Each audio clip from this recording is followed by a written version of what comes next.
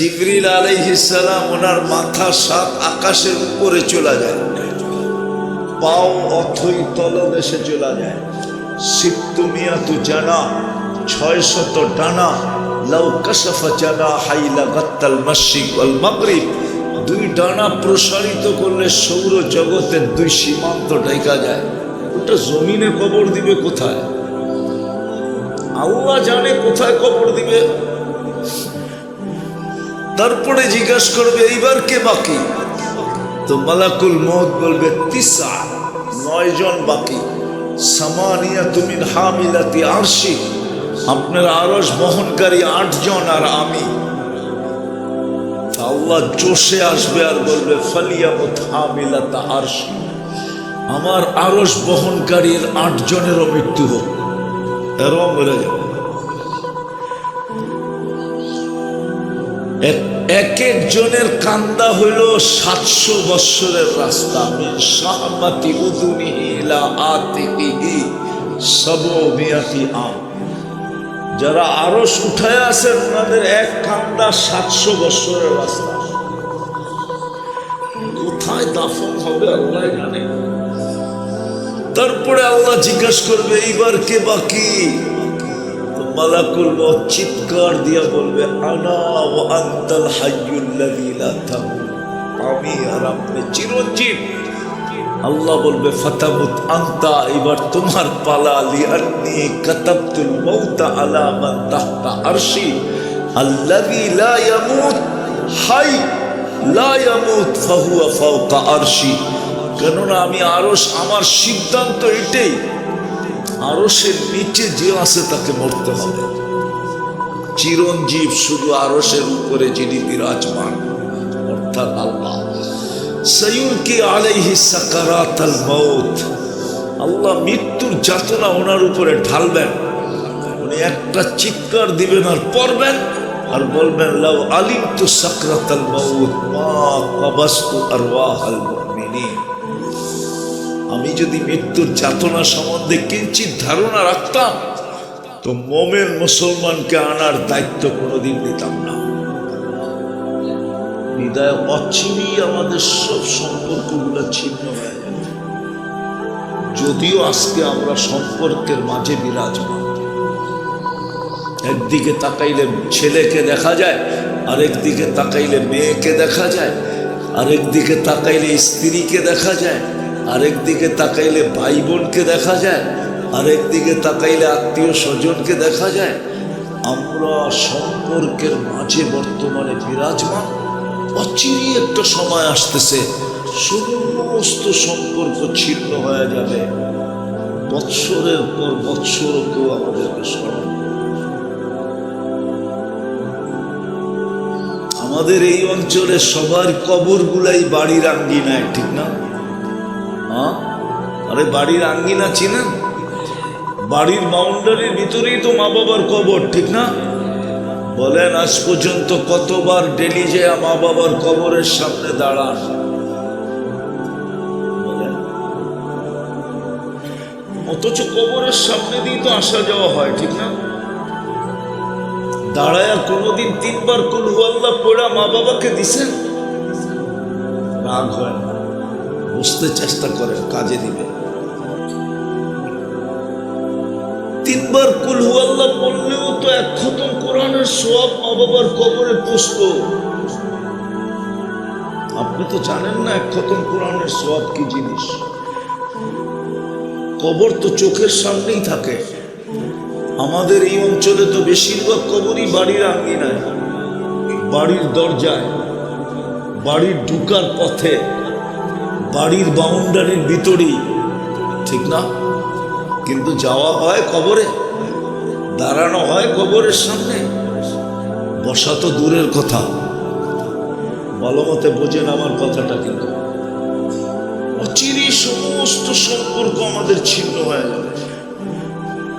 দুনিয়ার কোনো সম্পর্ক আমাদের সঙ্গে থাকবে না, কেউ আমাদের খোঁজ খবর নেবে না।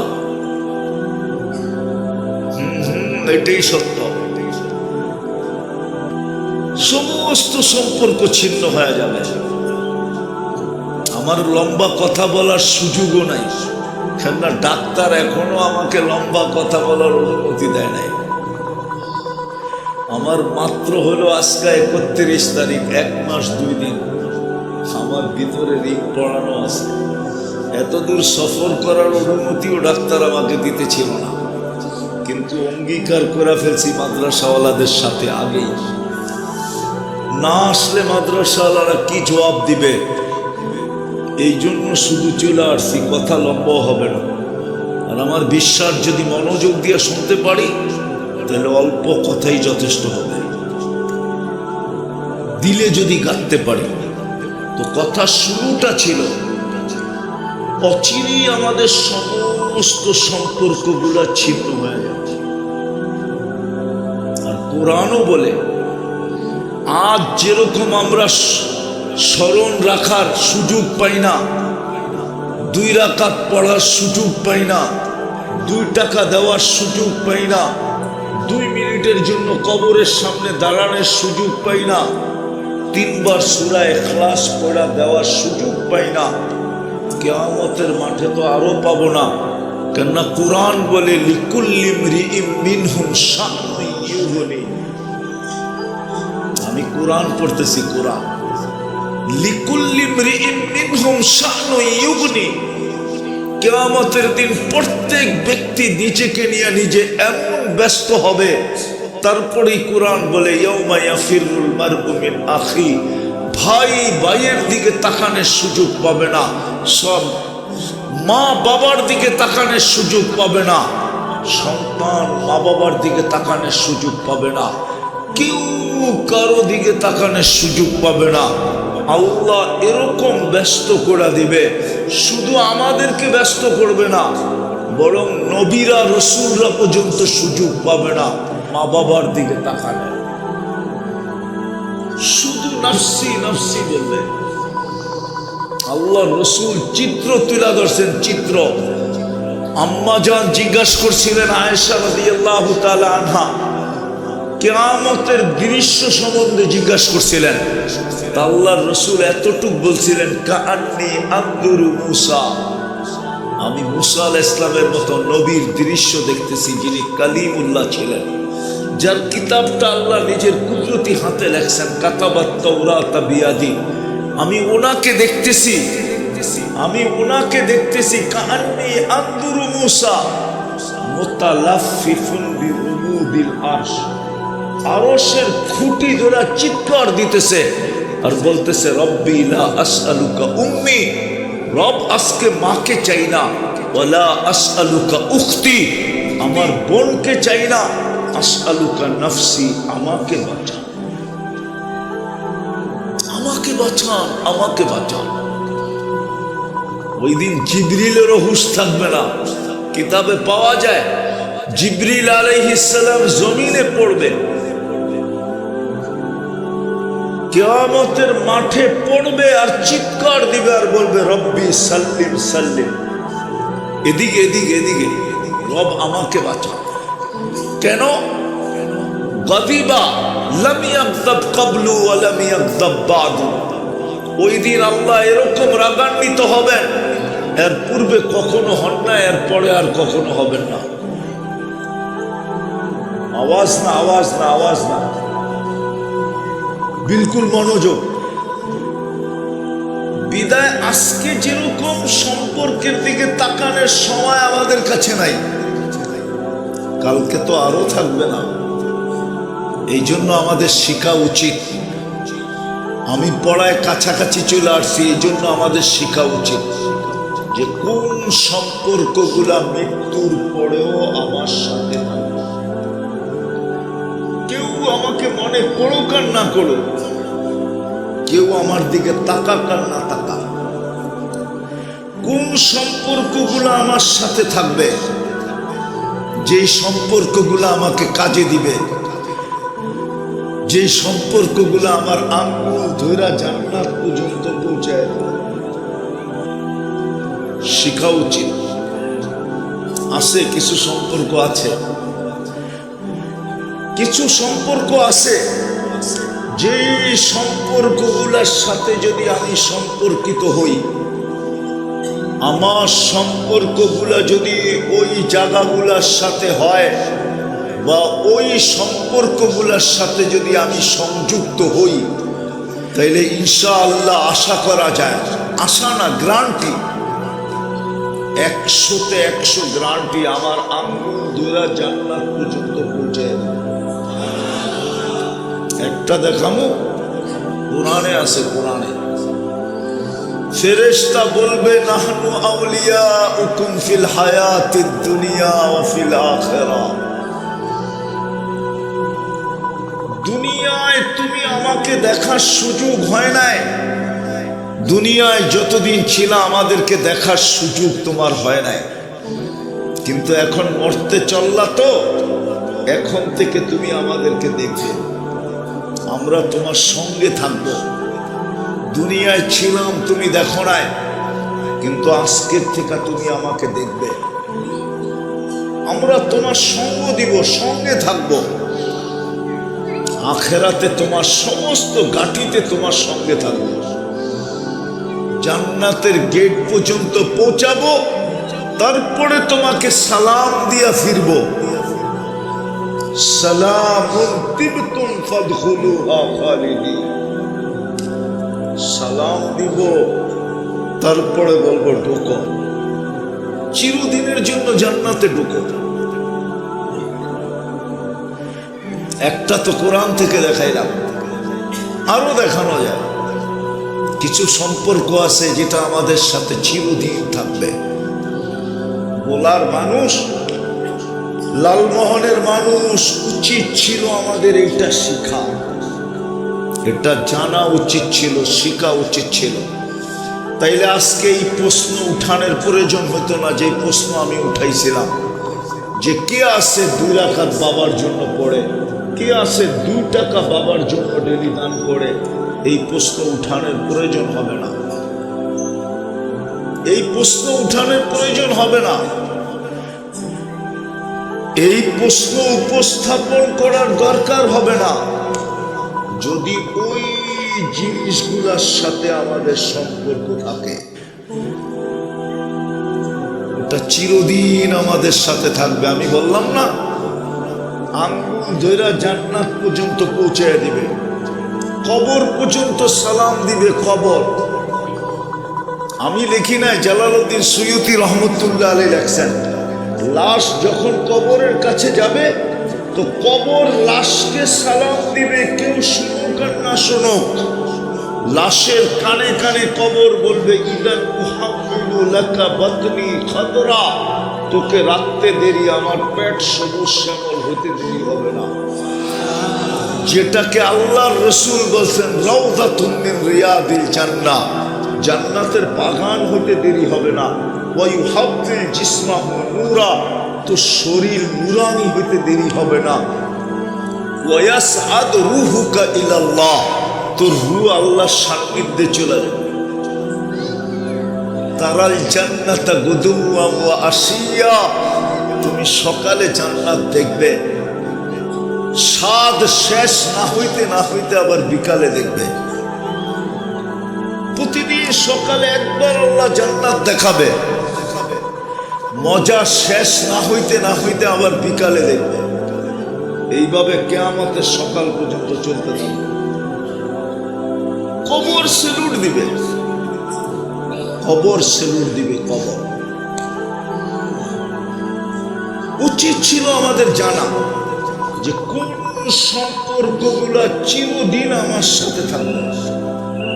দুনিয়ার সব সম্পর্কই তো ছেদ হয়ে যাবে, সত্য এটাই, কিন্তু আমরা তো দুনিয়ার সম্পর্কগুলোর সাথে সম্পর্কিত, সারাদিন দুনিয়ার সম্পর্কের পিছনে দৌড়াই, না শিখতে চাই না সম্পর্ক জুড়তে চাই। আমি কি বুঝাইতে পারতেছি আপনাদেরকে? সব সম্পর্ক ছিন্ন হয়ে যাবে। আপনি যখন ছেলে হিসাবে আপনার বাবার জন্য 2 রাকাত পড়েন না,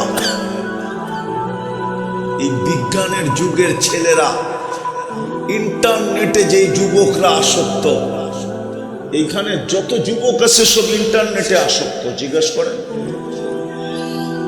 ওদের 2-4 বেলা খানা না হইলেও চলে, কিন্তু ইন্টারনেট না হইলে একদিন চলে না। জিজ্ঞাসা করেন,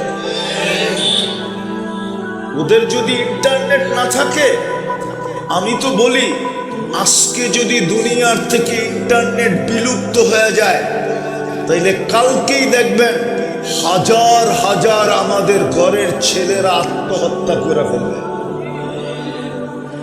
ওরা এরকম ইন্টারনেটে আসক্ত। জিজ্ঞাসা করেন ওদেরকে,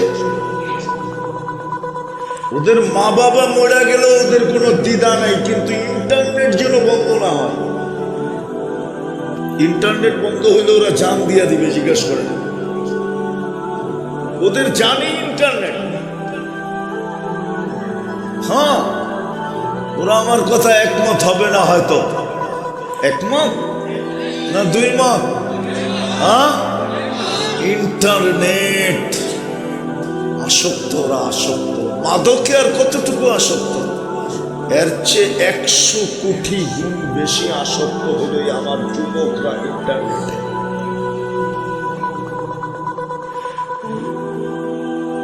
আপনি যখন আপনার মা বাবাকে স্মরণ রাখেন না, তো এই আসক্ত যুবকরা কোত্থেকে মা বাবাকে স্মরণ রাখবে? ওরা তো ইন্টারনেটে মস্ত। ওরা তো সারাদিন চ্যাট করায় অভ্যস্ত, সারাদিন ইন্টারনেটে মেসেজ পাঠাইতে অভ্যস্ত, সারাদিন একজনের সাথে আরেকজন ইন্টারনেটে কথা কইতে অভ্যস্ত। ওরা তো ইন্টারনেটে আসক্ত।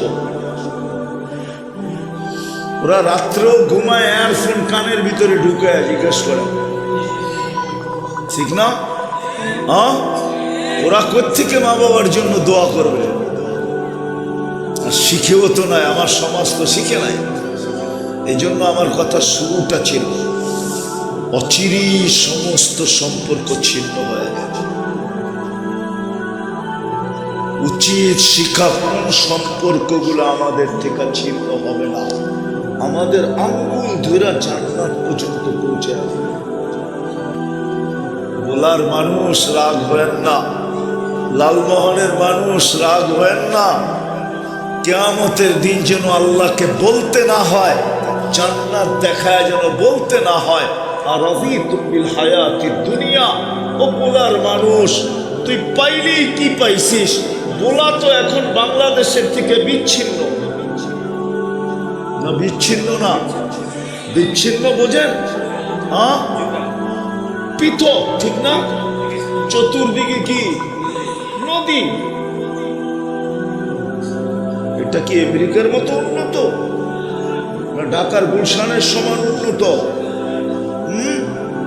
না বারিধারা, না বসুন্ধরা, না ধানমন্ডি, না বনানী, না উত্তরা? এরকমও তো উন্নত না। শুধু একটাই তো রাস্তা পাইছেন, ঠিক না? ইলিশের থেকে নিয়ে শেষ মাথা পর্যন্ত একটাই তো গোলার রাস্তা। হ্যাঁ, লম্বা লম্বা একটা রাস্তা বানায় ছেড়ে দিছে, ঠিক না? সত্য তো? কি পাইছি দুনিয়ার? বলে কি পাইলাম দুনিয়া? বুঝলাম আমেরিকা আল্লাহ ভুলে গেছে, ও আমেরিকা পাইছে দুনিয়ার সবচেয়ে উন্নত। ক্যানাডা আল্লাহ ভুলে গেছে, বুঝলাম ও ক্যানাডা পায় আল্লাহ ভুলে গেছে দুনিয়ার সবচেয়ে উন্নত। অস্ট্রেলিয়া দুনিয়া আল্লাহ পায়া আল্লাহ ভুলে গেছে, অস্ট্রেলিয়া পায়া মনকে বুঝাইলাম দুনিয়ার সবচেয়ে উন্নত। ভোলার মানুষ আল্লাহ বললো কি পায় আমাকে বুঝান, কি পায়া বুঝা গেলাম? অধিকাংশের গায়ের জ্যাকেট তো ওই পুরান কাপড়ের জ্যাকেট। রাগ হয় না, পায়ে হাত রাখি, একটা নতুন কাপড়ের জ্যাকেট, নতুন ব্র্যান্ডের জ্যাকেটও তো না। অস্পট পড়া আছে, এটাও তো পুরাতন। নতুন একটা ব্র্যান্ডের অস্পটও তো না। কি পায় আল্লাহ ভুলে গেলেন? অথচ সামান্য কিছু সম্পর্ক জড়লেই তো আঙ্গুল ধরে জান্নাতে দিবে। চিনেন জান্নাত? হায় হায় হায় হায়, জান্নাত সহজ ছিল। ও ওলামা আমার সাথে একমত হবে। এই জন্যই তো আল্লাহ রসুল কারো মাঝে উঠতে চান নাই। আল্লাহর মাঝে আল্লাহর রসুল এই সমস্ত মানুষের মাঝে উঠতে চাইছে যারা সাধারণ মানুষ, মধ্যবিত্ত যাদেরকে বলা হয়, গরিব যাদেরকে বলা হয়, কোনো মতে জীবনটা চলতেছে, মন চাইলেও একটা ভালো কাপড় পরার সুযোগ নাই, মন চাইলেও একটা ভালো খাওয়ার সুযোগ নাই, মন চাইলেও একটা উচ্চবিলাসী বাড়ি বানানোর সুযোগ নাই, মন চাইলেও একটা দামি সওয়ারি ব্যবহার করার সুযোগ নাই। দুনিয়া নিয়ে দুনিয়াতে কোনো মতে জীবনটা কাটতেছে। আল্লাহ রসুল তো এদের মাঝেই উঠতে চেয়েছিলেন। তাহলে দোয়া কেন করলেন? অহশুরনি ফি জুমরাতিল মাসাকিন, আল্লাহ গরিবদের মাঝে আমাকে উঠায়েন। কেন? সাহাবা কোথায় গেল? আউলিয়া কোথায় গেল? কুতুব কোথায় গেল? গৌস কোথায় গেল? আলেম কোথায় গেল? মুফতি কোথায় গেল? মুহাদ্দিস কোথায় গেল? হাফেজ কোথায় গেল? বড় বড় দিনদাররা কোথায় গেল? আল্লাহ রসুল বলে ওদের মাঝে উঠতে চাই না, আমি তো এদের মাঝে উঠতে চাই। জান্নাত তো এদের জন্য সহজ, কিন্তু জান্নাতে তো চিনে না। চিনেন জান্নাত? চিনেন জান্নাত? তো চিনেন। আমার জাতির সামনে তো জান্নাত আলোচনা হয় না, কেউ জান্নাত ফুটায়া তোলে না যে জান্নাত জিনিসটা কি। আমার যুবকরা তো জান্নাত চিনে না। আমার বিশ্বাস, আমার যুবকদেরকে যদি জান্নাত চিনানো হইতো তো আমার যুবকরা কোনোদিন ইন্টারনেটে আসক্ত হতো না, বরং জান্নাতে আসক্ত হতো। আমার যুবকরা কোনোদিন 14 তারিখে আর ভালোবাসার ডেতে আসক্ত হতো না, আমার যুবকরা জান্নাতে আসক্ত হতো। আমার যুবকরা কোনোদিন 31st নাইট করতো না, ওরা তো জান্নাতে আসক্ত হতো, জান্নাতের জন্য পাগল হতো। আমার সমাজ তো যুবকদেরকে জান্নাত চিনায় না, গুগলে তো জান্নাত নাই। আমার জাতির সামনে জান্নাতের বয়ান নাই। শুক্রবারে কেউ জান্নাত বয়ান করে না, ওয়াজ মাহফিল গুলাতে জান্নাত কেউ খুলা বলে না। জান্নাত জিনিসটা কি চিনেন? জান্নাত জিনিসটা কি? আমি আস্তে আস্তে দেখা আসলাম। হায় হায়, পথ পাবে কে আর লাফায় কে? রাগ হয় না, মানে বুঝেন না। চেয়ারে বসবে কে আর লাফায় কে? দাড়ি পাকা পাকা মানুষ লাফাইতেছে। আমি তো হাসতেছিলাম না, ভিতরে কাঁদতেছিলাম, যেটা আমার জাতির অবস্থা। হায়, ও যদি জান্নাতের জন্য লাফাইতো, ও যদি জান্নাতের জন্য দৌড়াইতো, ও যদি জান্নাতের জন্য ছুটতো, ও যদি জান্নাতের জন্য নাচতো, ও যদি জান্নাতের জন্য চিৎকার দিত, ও যদি জান্নাত জান্নাত বইলা হাত উঠায়া যদি আল্লাহর কাছে দোয়া করত, তাহলে তো আল্লাহ জান্নাত দেওয়ার জন্য প্রস্তুত ছিল। জান্নাত তো এই উম্মতের জন্যই বানাইছে, নাহলে তো জান্নাতই হতো না। আমার বিশ্বাস, এই উম্মতে মুহাম্মদী না হইলে জান্নাত হতো না। গোলামা একমত হবে না আমার সাথে? হবে কিনা দেখি, বলবো। জান্নাতের কাতার হবে 120টা। কয়টা? 80 কাতারই তো আমরা। কয় কাতার? 80 কাতার কয়জন রে দিবে? মুহাম্মাদুর একজনকে উঠায় 80 কাতার দিয়ে দিছে। বাকি কয় কাতার? 40 কাতার দিছে। 1.25 লক্ষ নবী, 312 জন রসুল। কি দিছে? আরে কি দিছে? 40 কাতার কি দিছে? 1.25 লক্ষকে 40 কাতার ভাগ করলে পার্সেন্টেজ কতটুকু? আমি তো বলি সান্ত্বনা পুরস্কার দিছে। আল্লাহ মনে হয় দিতেই চাইছিলেন না, কিন্তু নবীরা প্রশ্ন উঠাবে, নবী বানাইলেন কেন, রসুল বানাইলেন কেন, জান্নাত দিবেন না? আল্লাহ বলে, লও 24 কাতার ভাগ করে লও, কতটুকু পাইলে না পাইলে আমার বিষয় না, আসল জান্নাত যার জন্য বানাইছি তাকে আসল। আরেকটা দলিল দিব। কোন মিস্ত্রিকে যদি, কোন ঠিকাদারকে যদি বাড়ি বানাইতে দেয়, বাড়ি কমপ্লিট করার পরে ঠিকাদার কি করে? বাড়ির মালিককে ডাইকা চাবি বুঝায় দেয়, ঠিক না? সত্য তো? আর বলে ডিজাইন মতো হয়েছে কিনা দেখেন। চাবি বুঝা নেওয়ার পরে কিন্তু কোনো কমপ্লেন চলবে না, ঠিক না?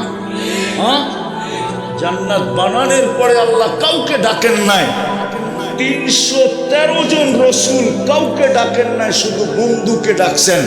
1.25 লক্ষ নবীর মধ্যে কাউকে ডাকেন নাই, বলছে বন্ধু জান্নাত আপনার জন্য, আপনার উম্মতের জন্য কমপ্লিট হয়ে গেছে। নিজে চোখে দেখা ওকে করে দেন, চাবি বুঝা নেন, পরে কমপ্লেন করলে কিন্তু চলবে না। শুধু আমাদের নবীজিকে নিয়ে দেখা দিচ্ছে। এইটাই তো প্রমাণ করে জান্নাত আমাদের জন্য। আর কি প্রমাণ দিব? কি উলামা প্রমাণ যথেষ্ট হয় না? যুক্তিতে মিলে না?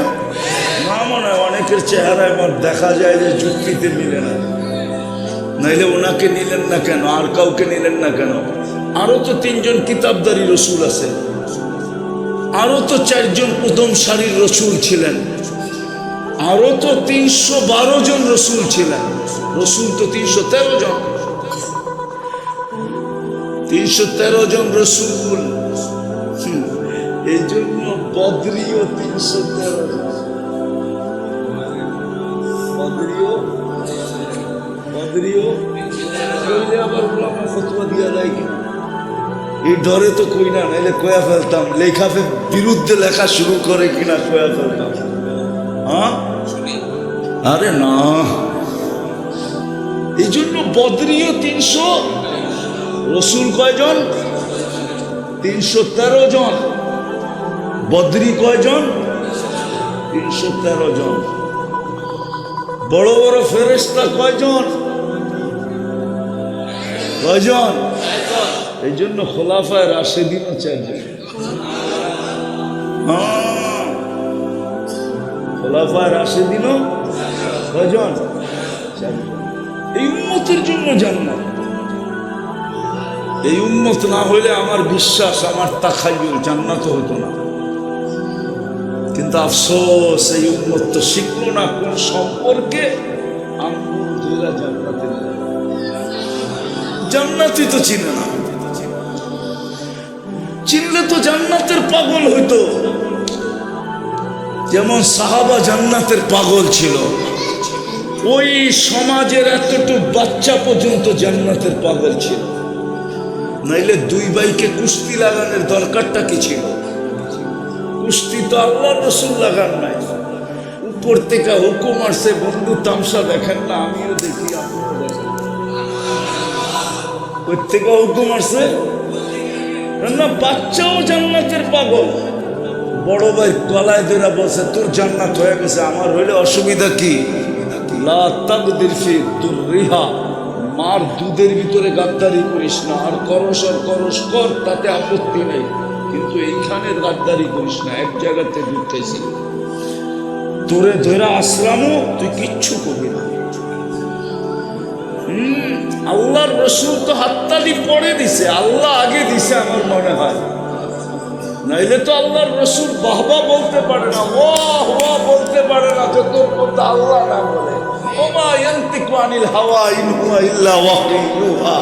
আল্লাহর রসুল যে শাবাশ শাবাশ বলছে, এর আগে মনে হয় আল্লাহ বলছে শাবাশ।